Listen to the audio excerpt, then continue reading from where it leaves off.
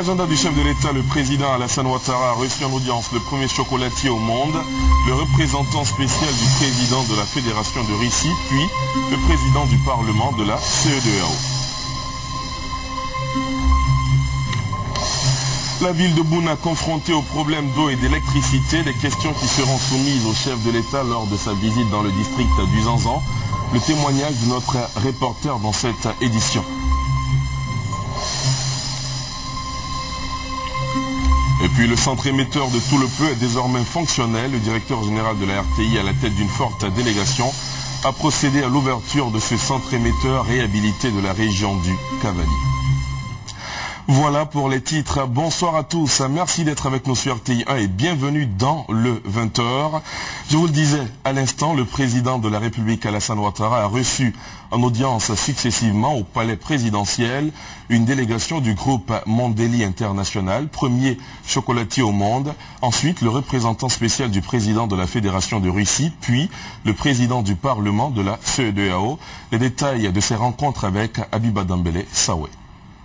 La délégation du groupe Mondelez International, premier chocolatier au monde, était conduite par son président Tim Koffer, qui est allé annoncer au président de la République la volonté ferme de son groupe à soutenir la Côte d'Ivoire, premier pays producteur de cacao, à hauteur de 50 milliards de francs pour améliorer les conditions de travail des cacaoculteurs. His Excellency, the President of Côte d'Ivoire. Aujourd'hui, nous avons annoncé à Monsieur le Président, Son Excellence Ouattara, notre investissement de plus de 400 millions de dollars dans la durabilité dans le secteur du cacao, dans lequel 100 millions vont être investis directement ici en Côte d'Ivoire. Il est très important pour nous que la Côte d'Ivoire, premier pays producteur de cacao, et Mondelez International, le plus grand chocolatier au monde, soit auprès de la Côte d'Ivoire, et cette relation va être durable.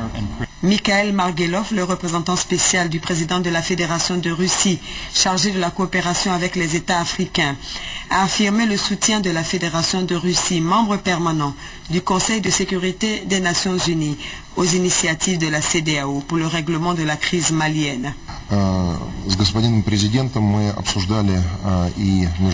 Avec le président de la République, nous avons évoqué les questions concernant l'ordre du jour international. Nous avons évoqué également les questions bilatérales.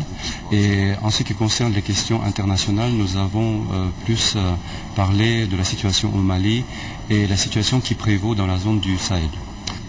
Le président de la République, en tant que président de la CEDEAO, joue un grand rôle dans le règlement du conflit au Mali pour ramener la paix dans ce pays.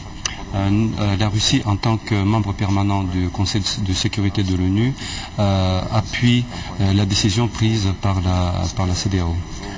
Le sénateur Ekwere Madou Ike, président du Parlement de la CEDEAO, a échangé avec le président Alassane Ouattara sur le fonctionnement du Parlement de la CEDEAO, avant de le féliciter pour ses actions à la tête de cette institution sous-régionale. Nous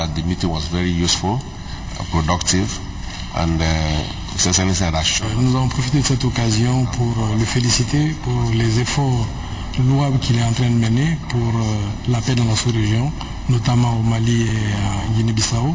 Et nous y avons également fait part du soutien du Parlement de la CEDEAO aux efforts qu'il est en train de déployer dans ce cadre. Nous sommes venus ici pour l'informer sur les défis que nous rencontrons dans le fonctionnement du Parlement et surtout aussi pour porter à sa connaissance le programme que le Parlement a en chantier de faire du Parlement de la CEDEAO, qui actuellement est un Parlement consultatif, pour en faire un Parlement délibérant. La CEDEAO qui a autorisé le déploiement de 3300 soldats au Mali pour le règlement de la crise qui secoue le nord de ce pays aux mains des islamistes. Le diplomate accrédité en Côte d'Ivoire à Grand Bassam chez le Premier ministre Daniel Kablan-Duncan, une rencontre pour échanger sur l'actualité ivoirienne et surtout sur les relations entre la Côte d'Ivoire et le reste du monde. Les explications d'Evelyne Deba-Zegwa. Chaque fin d'année, l'État de Côte d'Ivoire reçoit le corps diplomatique pour lui faire le point de ses activités et réitérer sa détermination à lui garantir un meilleur cadre de sécurité. C'est donc pour perpétuer la tradition que le Premier ministre, ministre de l'Économie et des Finances, Daniel Cablon-Duncan, a reçu à sa résidence privée à Bassam les ambassadeurs accrédités en Côte d'Ivoire et les représentants d'organisations internationales. Ils ont répondu pour la plupart à cette invitation. Pour le Premier ministre Daniel Cablon-Duncan, ce traditionnel déjeuner s'inscrit dans cette vision du président de la République, faire de la Côte d'Ivoire l'ami de tous. Le chef de l'État relève souvent que l'un des atouts majeurs de la Côte d'Ivoire est la qualité et la diversification de ses amis à travers le monde. Il aime à rappeler cette grande pensée du président Félix Houphouët-Boigny, premier président et grand artisan de la Côte d'Ivoire moderne, à savoir la Côte d'Ivoire est l'ami de tous et l'ennemi de personne.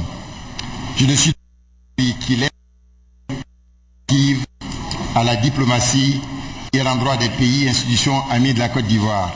Ambrose Mac, nonce apostolique et doyen du corps diplomatique, a au nom des ambassadeurs et des représentants d'organisations internationales accréditées en Côte d'Ivoire,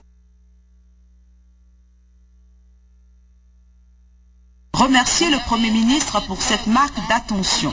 Plusieurs membres du gouvernement, une dizaine en tout, en pris part à ce déjeuner qui s'est déroulé dans une ambiance bon enfant. Ils sont arrivés à Abidjan ce soir. Bertrand Delanoë, président de l'AIMF, entendez Association internationale des maires francophones, et Abdiou Diouf, secrétaire général de la francophonie, dans le cadre du 32e congrès des maires francophones qui s'ouvre ici à Abidjan demain. Justement, on en parle à cet instant avec Pierre Baillet, qui est secrétaire permanent de l'Association internationale des maires francophones. Bonsoir. Bonsoir. Alors, comment et pourquoi est venue l'idée, n'est-ce pas, de créer ce réseau de maires francophones dans le monde? Eh bien, l'idée, il y a 30 ans, l'idée de Jacques Chirac et du maire de Québec, c'était de réunir les maires des grandes villes, des grandes capitales, pour essayer d'échanger sur leurs problèmes communs et y trouver des solutions ensemble.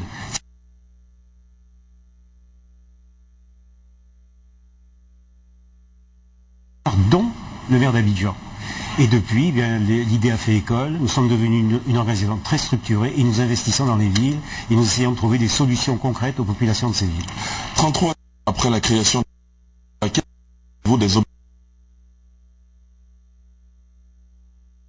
vous êtes assigné à l'entame de ces activités? Mais écoutez, ça n'a strictement plus rien à voir. On est parti d'un club d'hommes puissants, et on est arrivé à une organisation qui s'est démocratisée, c'est-à-dire qui s'est étendue à un ensemble de villes et d'associations nationales de villes. Et à l'origine, on cherchait des solutions. Aujourd'hui, on les apporte, ces solutions.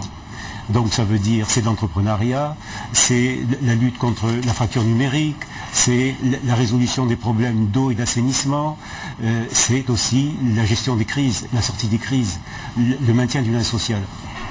Alors, au moment où la Côte d'Ivoire accueille ce 32e congrès de l'AIMF, c'est peut-être l'occasion de nous le dire, quelle sera la contribution des villes et communes ivoiriennes dans la réalisation des objectifs de ce réseau en termes d'échange d'expériences, par exemple? Alors, l'AIMF, c'est une organisation qui investit, mais c'est un réseau, et un réseau ne vit qu'à travers ses membres. Et nous sommes venus ici à Abidjan parce qu'Abidjan est une ville extrêmement importante dans notre réseau, c'est une ville qui peut apporter, c'est une ville qui a des cadres, c'est une ville qui a une expérience, et notre objectif c'est de faire d'Abidjan, au moins pour ces 3 jours, une vitrine de la Côte d'Ivoire et d'Abidjan au sein de ce réseau. Un secrétariat permanent, sans des villes influentes, sans des villes qui apportent, c'est un réseau qui ne peut pas tenir. Donc nous sommes allés à Montréal. Montréal a été une vitrine pendant un certain temps pour apporter. Maintenant, c'est Abidjan qui doit suivre sur ce chemin.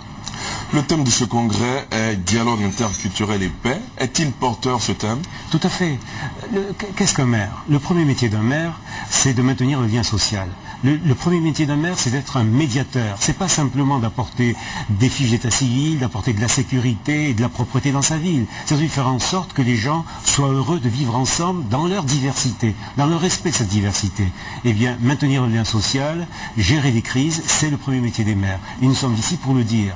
Nous sommes ici pour essayer de recueillir le savoir-faire des maires ivoiriens qui ont eu des moments difficiles pour essayer de le porter au monde et notamment au réseau des maires francophones. Pour terminer, que souhaitez-vous pour le district d'Abidjan? Comment cette capitale économique peut-elle avoir une place de choix dans votre réseau? Mais d'abord, Abidjan doit avoir une place de choix au sein de notre conseil d'administration, c'est-à-dire il faut que le gouverneur d'Abidjan impose sa façon de voir les choses et de les régler les problèmes. Merci infiniment à vous, Pierre Baillet, d'avoir répondu à nos questions. Je rappelle que vous êtes le secrétaire permanent de l'Association internationale des maires francophones et demain s'ouvre à Abidjan donc le 32e congrès des maires francophones ici donc en Abidjan. Merci. Bouna, la capitale de la région du Boukani, est la première étape, sauf changement, de la visite du chef de l'État dans le district du Zanzan. Dans cette localité, un problème récurrent affecte les populations, le manque d'eau et les délestages fréquents. À Bouna, ces questions seront soumises au président de la République. Le reportage de Jeanne Toubé. Quand on descend à Bouna pour la première fois, les réverbères qui existent pourtant dans certains quartiers, Dieu heureux cela, n'éclairent plus. Exigence d'économie, dit-on, dans une ville où la pénurie d'électricité, délestage selon les agents de la CIE, fait partie du quotidien des populations. L'électricité n'est pas parfait. C'est pas parfait. Puisque ici là, on dispose d'un groupe électrogène pour alimenter Bouna. Bon, moi je trouve pas ça encore jusqu'en 2012 là, en tout cas normal. Électrification, une équation casse-tête à Bouna, équation qui touche également toute la région du Boukani. C'est que malgré son rang, Bouna est chef-lieu de région, cette ville n'est pas encore connectée au réseau électrique national. Effet de cette réalité surannée, des perturbations fréquentes provoquant le harassement des populations, allant même jusqu'à la coupure totale qui peut durer une journée entière. Souvent ça arrive, on peut faire un mois dans l'obscurité et puis après on peut faire un mois sous courant, souvent encore c'est par quartier. Le président nous a offert les deux groupes de 1100 kVA et nous lui avons lancé un cri de cœur disant que la production est insuffisante et qu'il nous fallait un troisième groupe pour pallier ce déficit de production. Bon, c'est ce qui a été accepté. Donc d'ici peu, nous aurons un groupe de 1000 kVA qui sera installé depuis le samedi 11e mois. Nous avons un de nos ouvrages qui est endommagé. Il y a eu un retour de charge sur le réseau et la centrale a pris le coup. Bon, puisque la puissance est très insuffisante, nous sommes obligés de procéder par des délestages. Entre autres effets immédiats de ces coupures d'électricité à Bouna, la baisse de l'activité économique, de jour comme de nuit.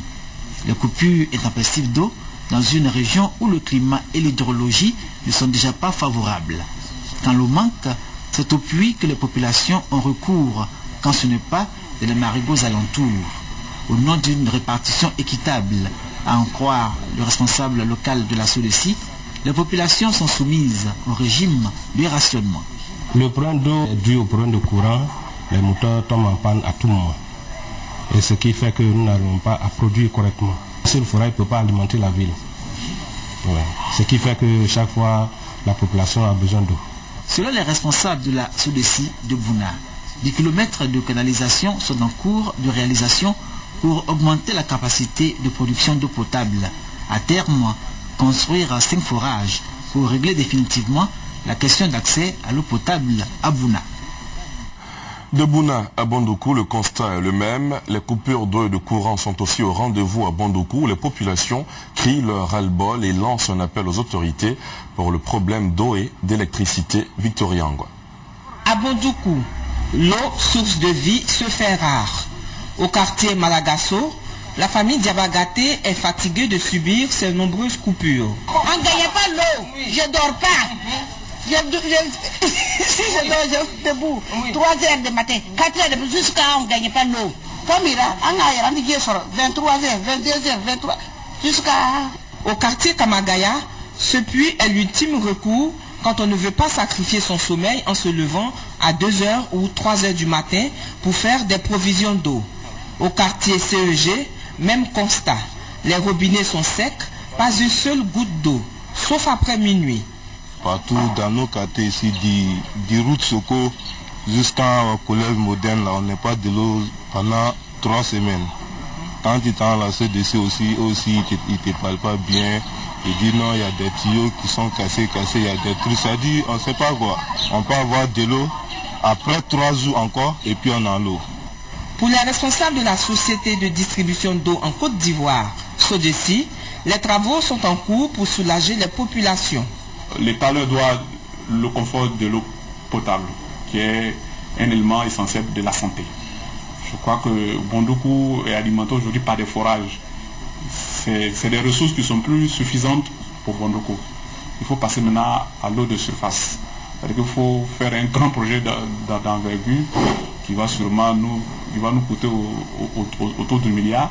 Donc il faut pour pouvoir le faire, pour résoudre définitivement le problème d'eau à Bondoukou.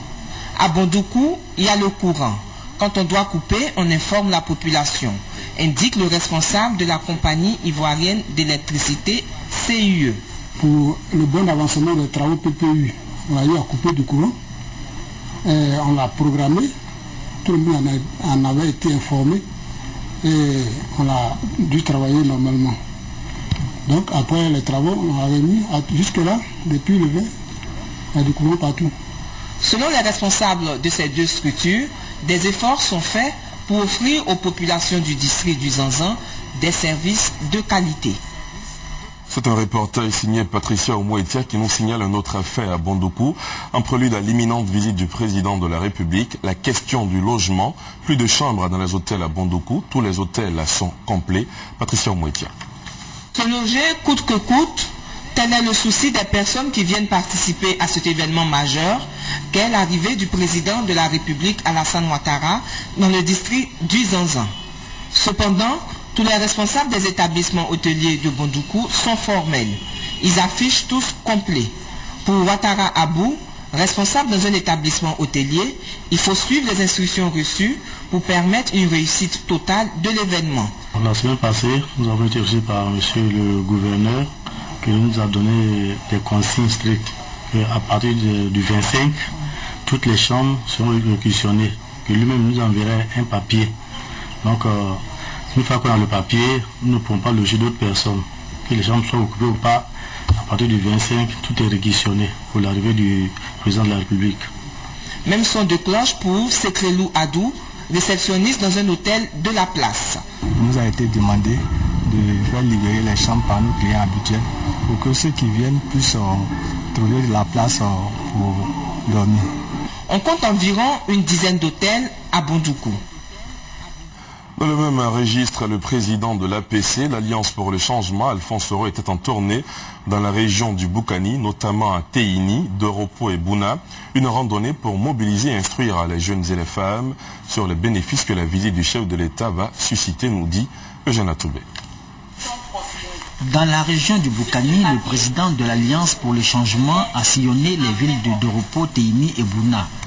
Dans chacune de ces localités, il a d'abord rencontré les jeunes, les femmes et ensuite les autres catégories socio-démographiques. Bouna était le dernier acte d'une tournée au cours de laquelle Soro Alphonse a relevé l'enjeu de la visite du président de la République dans la région du Boukani. Les solutions qui vous ont été promises pendant la campagne, jeunes de Bouna, Alassane Draman Ouattara est en train de venir avec les solutions à Bouna. Ce n'est plus pour venir vous écouter. Cette fois-ci, c'est pour venir commencer l'exécution de tout ce qu'il vous avait fait comme promesse pendant la campagne électorale. La tournée du président de l'Alliance pour le changement était associée à des prestations d'artistes. Les Galliers, Fadaldé et Netsoun. Soro Alphonse aura réussi à préparer les populations du district du Zanzan à entretenir la mobilisation. Il a fait aussi, en attendant la grand-messe du 27 novembre prochain, premier jour de visite du président de la République dans le district du Zanzan.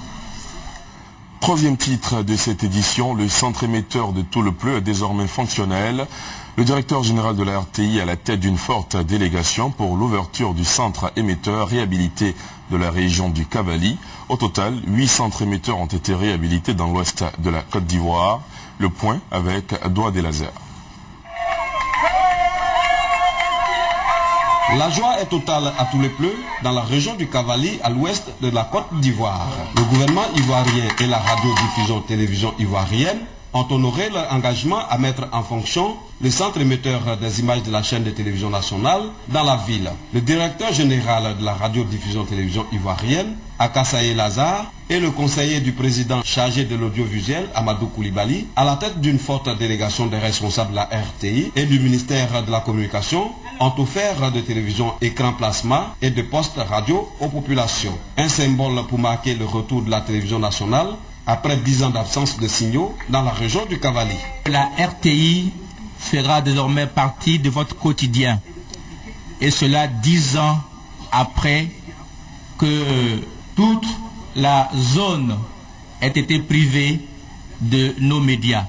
C'est donc pour nous le lieu de traduire nos vifs remerciements au président de la République, dont la détermination a permis aux équipes techniques de la RTI, déployées depuis 2 semaines ici, de réaliser le retour de tout le Pleu dans la zone de couverture radio-télévisée. Les premières images de la télévision sont présentes dans les postes téléviseurs à la grande satisfaction des populations et des autorités administratives de tout le Pleu. La remise en état de fonctionnalité de ce site nous rétablit dans un droit fondamental, mais je reste convaincu que le rétablissement de ce relais va impacter positivement le processus global de retour à la normalité dans le département. Bien plus, la situation sécuritaire, le climat sécuritaire va énormément en profiter. Parce que ici à tout le Pleu, si nous avons un ennemi coriace contre lequel nous nous battons tous les jours, mais cet ennemi-là, ce sont les rumeurs. Réinstaller la RTI permet à la population de tout le Pleu d'avoir des informations. Et aujourd'hui, c'est chose faite. Et je pense qu'aujourd'hui, les parents seront au même niveau d'information que le reste des Ivoiriens ici. Ici, à tout le Pleu, on a la télévision, on a la radio. Et moi, je suis très content. C'est tout ce que je peux dire pour remercier le président de la République. Avant son passage à tout le Pleu, il a promis et il a tenu sa promesse. Je lui remercie beaucoup. Le centre émetteur de tout le Pleu couvre 150 km de rayon. Toutes les populations des villages et villes de la région du Cavali vont suivre désormais en direct l'actualité de la Côte d'Ivoire et du monde entier à travers la bande passante de la radiodiffusion télévision ivoirienne. Le centre émetteur de tout le Pleu était totalement hors d'usage. Sa réhabilitation était la promesse du président de la République Alassane Ouattara au cours de sa récente visite officielle dans la région du Cavali. Autre sujet, sur 100 enfants qui naissent en Afrique, moins de la moitié atteint l'âge de 5 ans. Connaître les causes de ces décès et de la courte espérance de vie des populations africaines est l'objectif du 8e symposium sur le développement de la statistique. Il sera question de connaître les causes de décès en Afrique, les classifier et les normaliser afin d'avoir des chiffres précis et fiables. Les statisticiens des 54 pays africains se retrouveront à la Fondation Félix Houphouët-Boigny de Yamoussoukro dès demain et ce jusqu'au mercredi prochain pour la 8e édition du plus grand forum de statistiques en Afrique. Les explications de Fatou Fofana. Quelles sont les principales causes de décès en Côte d'Ivoire? Comment donner une espérance de vie plus longue aux populations africaines? Répondre à ces questions est l'objectif du 8e symposium sur le développement de la statistique en Afrique. Il sera question d'établir des statistiques, des chiffres précis et fiables sur les causes de la forte mortalité précoce en Afrique. Pour ce faire, les statisticiens des 54 pays africains seront à Yamoussoukro durant 3 jours, et ce, à compter du 27 novembre. Selon le directeur de l'Institut national de statistique, connaître les causes de décès en Afrique, les classifier et les normaliser, permettra de mettre en place une bonne politique sanitaire afin de permettre aux populations de vivre dans les meilleures conditions et le plus longtemps possible. Si vous voulez mener une bonne politique sanitaire, vous devez savoir de quoi souffrent les populations. Et comme nous sommes en démographie, le pire qui puisse arriver à un individu, c'est son décès prématuré. Donc pour aider cette population à vivre le plus longtemps possible, il faut savoir les causes de décès pour que tous les programmes sanitaires, en tout cas tous les programmes qui visent à améliorer les conditions de vie des populations, en tiennent compte. Ces échanges scientifiques de haut niveau accueilleront l'Union africaine, la BAD, l'UNFPA et plus de 500 participants des 54 pays du continent africain. Un nouveau mouvement est né, le groupe des communicateurs du RHDP. Le groupe conduit par Zié Daouda Coulibaly a été présenté au secrétaire par intérim du Rassemblement des Républicains Amadou Soumaoro, un groupe qui se veut le défenseur des acquis du Rassemblement des Oufoutistes pour le développement et la paix. 3 objectifs essentiels sont à l'origine de la création du groupe de communicateurs du RHDP. Sauver les acquis du RHDP, renforcer la cohésion sociale au sein des oufouettistes et enfin décourager tous ceux qui rament à contre-courant des idéaux du RHDP.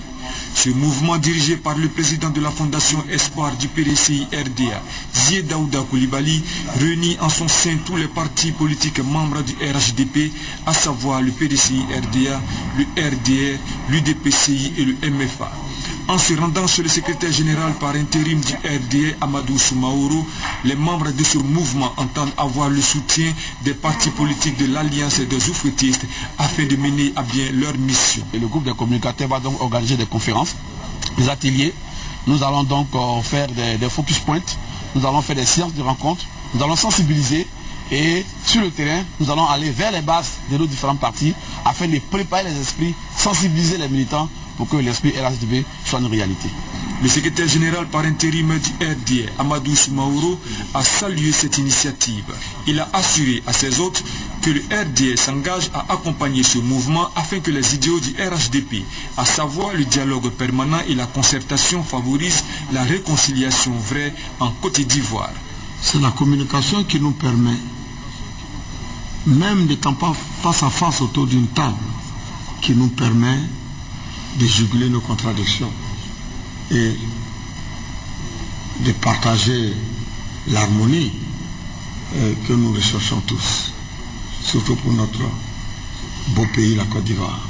Après le RDR, le groupe des communicateurs du RHDP entend visiter les autres partis politiques membres de l'Alliance du RHDP.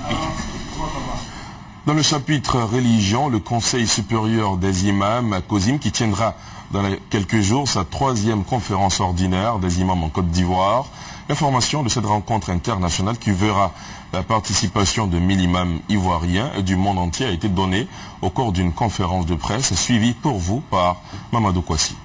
Du 29 novembre au 2 décembre prochain, le Conseil supérieur des imams en Côte d'Ivoire, COSIM, tiendra sa 3e conférence ordinaire. La rencontre verra la participation de 1000 imams de la Côte d'Ivoire et de la sous-région. Le thème retenu pour cette 3e conférence est réconciliation, paix durable et solidarité en Côte d'Ivoire et dans la sous-région. Sur au moins 3 plans, la Côte d'Ivoire occupe des positions importantes en Afrique de l'Ouest. Sur le plan social, humain, Dieu a fait que la Côte d'Ivoire est un résumé de l'Afrique de l'Ouest sur le plan de la présence humaine.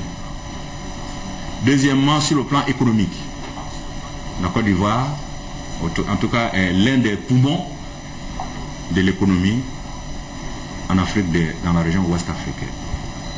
S'ajoute à ces 2 positions dominantes et importantes le fait qu'aujourd'hui, le président de la République de Côte d'Ivoire est aussi le président en exercice de la CEDEAO. Pour toutes ces raisons, les imams ont trouvé que nous ne pouvons pas traiter ces sujets importants sans associer les imams et prendre en compte les préoccupations de l'ensemble de l'Afrique de l'Ouest. La conférence ordinaire du COSIM permettra de faire le bilan des 5 dernières années de la structure et de tracer sa nouvelle politique générale. On va adopter, Inch'Allah, la charte de l'imam. La conférence va analyser les possibilités de pouvoir mettre dans toutes les mosquées de Côte d'Ivoire des registres uniformisés au niveau de toutes les mosquées de Côte d'Ivoire, des registres et des certificats concernant le mariage, le décès, la naissance et la conversion à l'islam. 15 pays du monde musulman sont attendus à cette rencontre qui se tiendra à la grande mosquée de la Riviera. 5 sous-thèmes sont retenus, dont le rôle des imams dans la consolidation de la cellule familiale. Les chrétiens de l'église du christianisme céleste étaient dans la ferveur aujourd'hui. C'était à l'occasion du culte d'action de grâce organisé par le révérend Ediemoublin Jacob, premier responsable de l'église. Les explications de Francis Boifo dans un récit signé Fatou Fofana. La reconnaissance à Dieu. Seule intention du culte célébré ce dimanche à l'église du christianisme céleste Saint-Raphaël de Port-Bouët. Dieu, qui dans sa bonté a béni et protégé plusieurs mois durant les chrétiens célestes, au dire du premier responsable de ce temple, le révérend Ediemoublin Jacob. Le président de l'église du christianisme céleste de Côte d'Ivoire invite les chrétiens à être des artisans de paix, à l'image de Jésus-Christ, mort sur la croix pour sauver l'humanité. On appartient à Dieu. À cause de Dieu, on doit faire la paix. À cause de Dieu, on doit s'aimer. À cause de Dieu, on doit accepter ce que nous voyons. Car Dieu, c'est la réconciliation. Dieu, c'est la paix. Ceux qui n'est pas réconcilié n'aiment pas Dieu. La célébration du culte d'action de grâce chaque dernier dimanche du mois de novembre est une tradition chez les chrétiens célestes de l'église Saint-Raphaël de Port-Bouët. Cette année, elle a vu la participation du directeur général des cultes et de plusieurs responsables de communautés religieuses. Comme annoncé au cœur de cette édition, attendu pour participer au 32e congrès de l'Association internationale des maires francophones, le secrétaire général de l'OIF, Abdou Diouf, et le maire de Paris, Bertrand Delanoë, sont arrivés ce soir à Abidjan à 19h. Ils ont été accueillis, comme vous pouvez le voir sur ces images, par le Premier ministre, ministre de l'économie et des finances, Daniel Kablan-Duncan, en compagnie de plusieurs membres du gouvernement pour prendre part au 32e congrès de l'association qui s'ouvre demain donc à Abidjan. Et puis tout juste après ce 20h, le discours intégral du président de la République lors de la rencontre avec le corps diplomatique de Côte d'Ivoire vendredi dernier vous sera proposé dans quelques instants. Donc c'est ici que prend fin cette édition. Merci de l'avoir suivi. On se retrouve demain à 20h avec beaucoup de plaisir. D'ici là, portez-vous bien. Bonsoir.